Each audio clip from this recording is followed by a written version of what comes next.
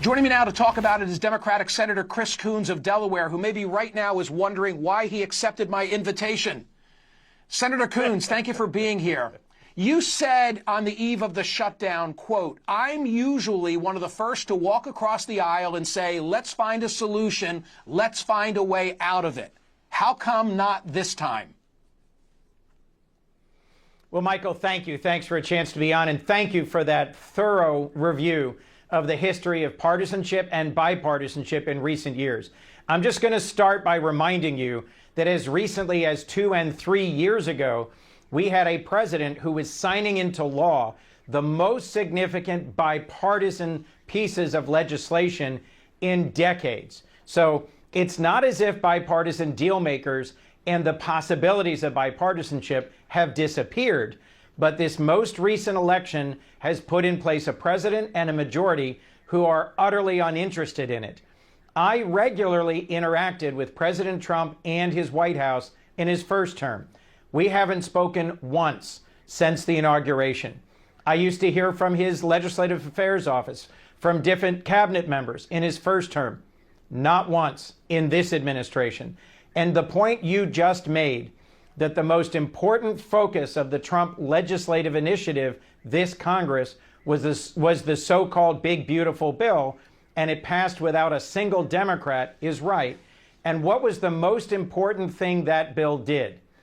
It cut taxes for billionaires and profitable companies, the most profitable companies, and it ended access to health care for millions of Americans, which is starting to take effect at the end of this year and then 2 years later.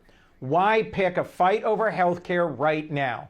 Because the costs are finally hitting home for millions of Americans. Here in Delaware, our insurance commissioner has made it clear that the Affordable Care Act exchange, the Obamacare exchange, those rates are going up 30%.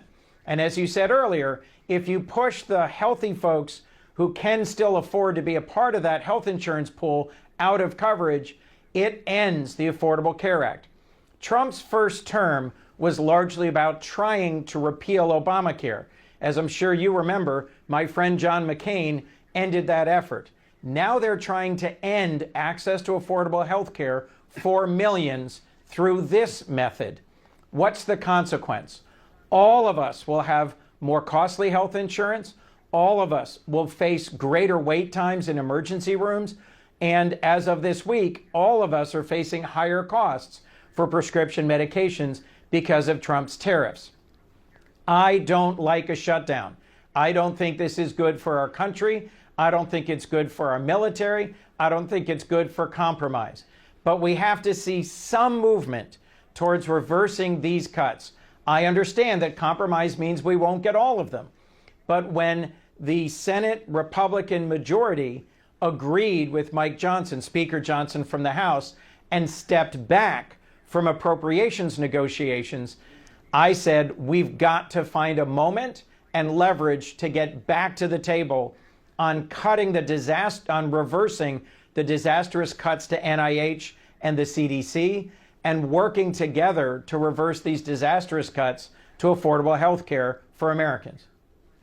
Okay, quick reaction. I think the timeline doesn't support you insofar as you're a month off, meaning when open enrollment begins on November 1st, and now the rubber meets the road in the mailbox, people are going to wake up to what Senator Coons is saying. I don't think they're there yet, and I don't think you can keep the government shut down for an additional month. Second point is, if everything you're saying is accurate, and by the way, I believe in the accuracy of what you're saying, then Republicans will be due for a shellacking in the midterm election. What's wrong with that being the way to handle this?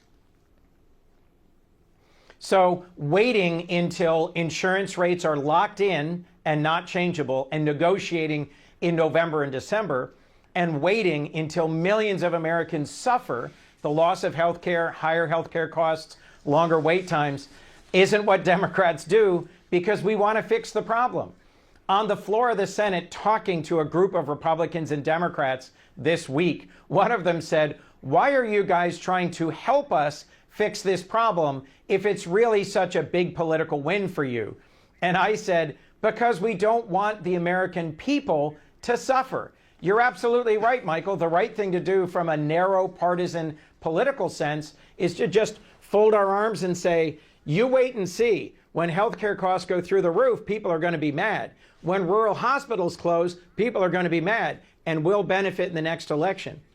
But I don't want to wait until those hospitals close. I just met this week with the head of the Delaware Hospital Association. They're freaking out over the costs to health care for Delawareans, and I want us to have a focused conversation this week that will hopefully put us on a path towards negotiating a resolution. Okay, I watched that video, and I recommend others do it as well in your social media. I'm hoping the government reopens and these issues get negotiated, because come November, I think people are going to recognize the strength of what you're saying. Thank you for being back here. I wish we had more time, Senator Coons. Joining me now to talk about this is David Wasserman, the senior editor and elections analyst for the Cook Political Report with Amy Walter. He's recognized as one of the nation's top election forecasters. David, it occurs to me there's a new definition of moderate these days in Washington. Yeah, that's right. Look, 15 years ago in the Senate, there were 17 states with senators of different parties, which meant that they kind of had to work together to get things done for their states. Today, there are only 2 states that have split Senate delegations, Pennsylvania and Wisconsin. 15 years ago, there were 23 senators from parties that were opposite what the presidential candidate in their state won. And today, there are only 11 senators from parties won by presidential candidates of the opposite states. And so we've had this surge in straight voting in just the last couple of cycles that has led to a total polarization of not just the House, which is up every 2 years, but the Senate, which is up every 6 years. And in the House, it's even more dramatic. Heading into the Obama first midterm, there were 83 members from congressional districts won by the opposite party's presidential candidate. Today, there are only 16 members, 13 Democrats and 3 Republicans from crossover districts who have any incentive to get together and get things done. So this shutdown is taking place during a very different set of political circumstances from previous ones. And it's gotten a lot worse just in the last couple of years. If I mention the personalities, I think that sometimes that illustrates the point. Joe Manchin would be at the top of my list. Lamar Alexander would be on my list as well. I'll give you one from each side of the aisle. Just pointing to people who were like Coons, like Senator Coons, of the sort willing to get in a room and get it done. So my question to David Wasserman, knowing the complexion, the makeup of the House and Senate so well, is who can we look to now in the Senate as brokering this kind of a deal? Well, I think we probably know how this shutdown ends. And the hint was 3 Democratic senators who broke ranks and voted to avert a shutdown. John Fetterman from Pennsylvania, Catherine Cortez Masto from Nevada, Angus King from Maine. And look, fundamentally, Democrats are a party that is inspired by some of their primary base, because I think it's absorbed a lot of previous moderates from the Republican Party to embrace pragmatism and keeping things open, whereas Republicans are a party that's more hostile to a functional federal government. Democrats want to see things stay open. And so I do think you'll see Democrats after a while fold and argue that they'll take their fight to the midterms.